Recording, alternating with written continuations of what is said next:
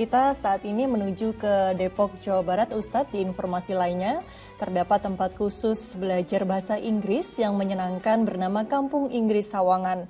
Anak-anak desa di wilayah tersebut, terutama yatim dan duafa, dilatih berbahasa Inggris secara gratis. Berikut liputannya.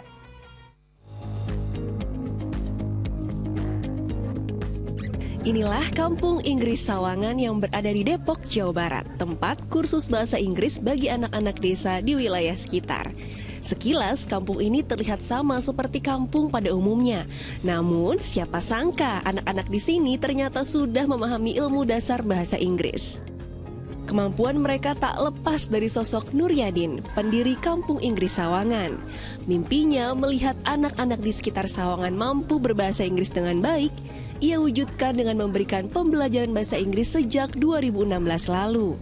Saya resign dari menjadi pengajar di sekolah formal, kemudian saya pindah ke migrasi ke Sawangan seperti ini. Saya melihat bahwa ada perlu dedikasi khusus kepada masyarakat, di mana masyarakat lingkungan sekitar ini saya pikir butuhlah yang namanya pendidikan berbahasa Inggris.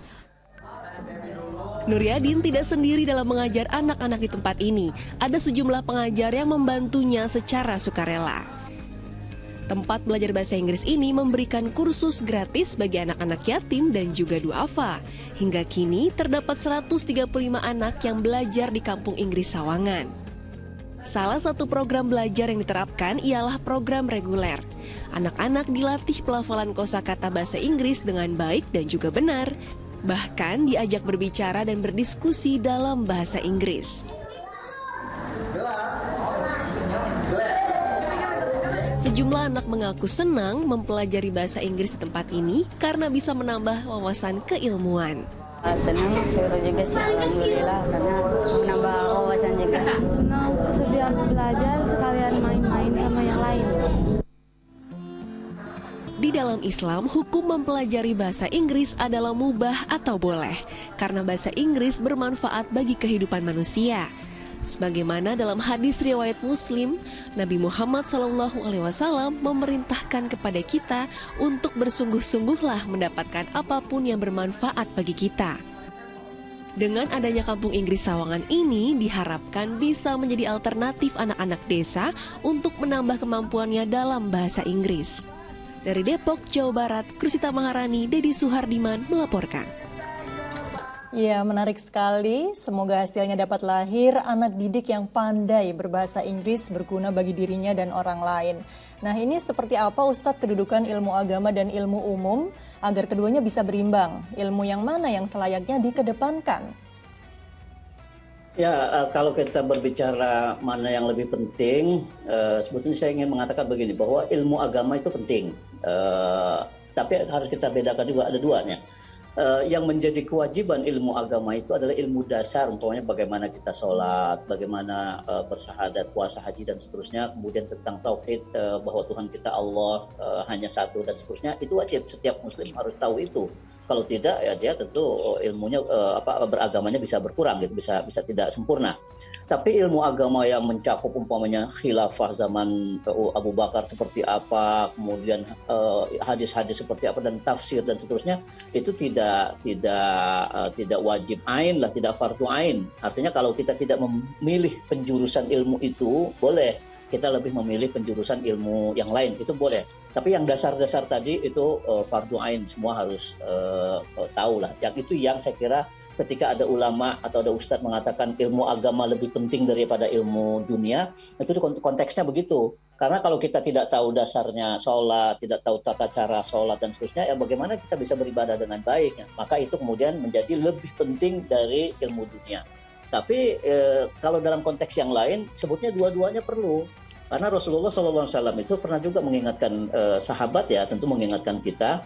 Beliau mengatakan, laisa bi khairikum, bukanlah orang yang baik di antara kamu, man taraka dunyahu li akhiratihi, orang yang meninggalkan dunianya demi akhirat.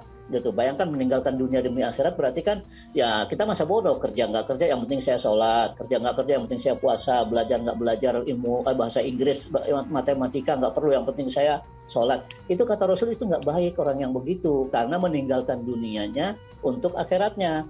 Nah, beliau melanjutkan lagi, wala akhiratahu lidunyahu, juga tidak baik orang yang meninggalkan akhiratnya demi dunianya. Nggak usah sholat, nggak usah belajar, yang penting kursus bahasa Inggris saya hebat, kursus piano, lalu nanti jadi penyanyi, jadi ini dan punya uang banyak. Itu juga salah.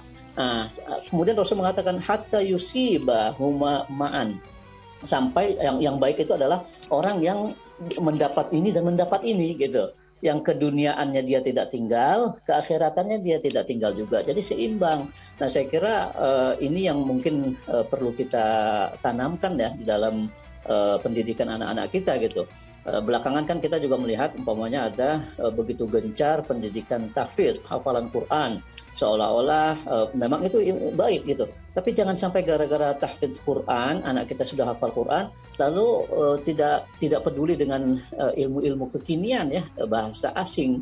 Saya ingat juga di pesantren, saya kebetulan dari pesantren dan diajarkan bahasa asing. Betapa sekarang itu bahasa asing yang saya pelajari di sana begitu bermanfaat buat kehidupan di dunia saya gitu. Ya termasuk kehidupan keilmuan. Saya belajar bahasa Inggris, saya belajar bahasa Arab, lalu saya sendiri mengembangkan diri saya belajar bahasa asing yang lain, dan kesemuanya itu ternyata pada saat ini betul-betul bermanfaat untuk kehidupan dunia saya.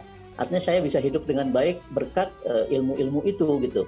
Nah, itu kan kalau bisa kita padukan kedua-duanya, antara kepentingan keduniaan, ilmu alat untuk bahagia di dunia dengan ilmu untuk bisa kita melaksanakan ibadah-ibadah agama dengan baik, tentu itu menjadi manusia yang sempurna kalau kita bisa melakukan itu. Itu saya kira Kak Cinta. Masya Allah, harus ada keseimbangan untuk mencapai kebahagiaan baik di dunia maupun di akhirat. Dan tausiah dari Ustadz Arifin tadi sekaligus menutup jumpa kita di segmen 2 ini. Terima kasih banyak Ustadz atas waktu dan tausiah yang diberikan untuk seluruh pemirsa Acuat TV. Sehat selalu. Assalamualaikum warahmatullahi wabarakatuh. Waalaikumsalam warahmatullahi wabarakatuh.